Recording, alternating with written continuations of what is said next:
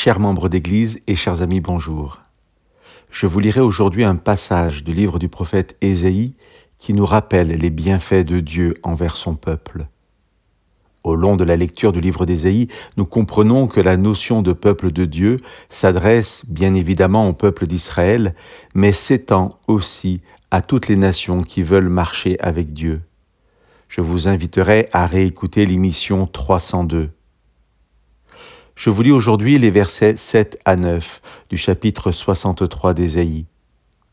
Je veux rappeler les bienfaits du Seigneur, les raisons de chanter ses louanges, tout ce que le Seigneur a fait pour nous, sa grande bonté pour le peuple d'Israël, tout ce qu'il a fait par amour et ses nombreux bienfaits.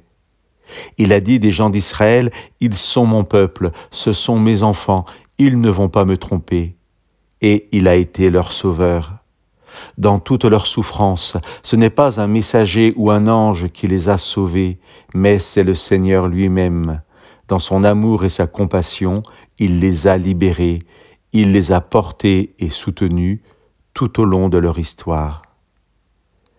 J'aimerais, chers amis, que chacun d'entre nous puisse s'approprier ces déclarations, que nous parlions de notre présent, que nous nous projetions vers demain ou que nous fassions le bilan de notre vie, que nous puissions dire avec le prophète « Je veux rappeler les bienfaits du Seigneur, tout ce qu'il a fait par amour ».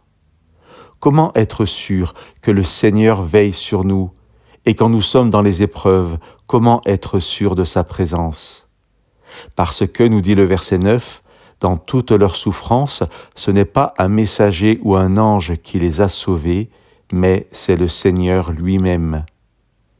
Pour celui qui croit en Jésus comme le Messie promis, Jésus, le Christ, le Fils éternel de Dieu, est la preuve irréfutable de l'amour de Dieu pour l'humanité.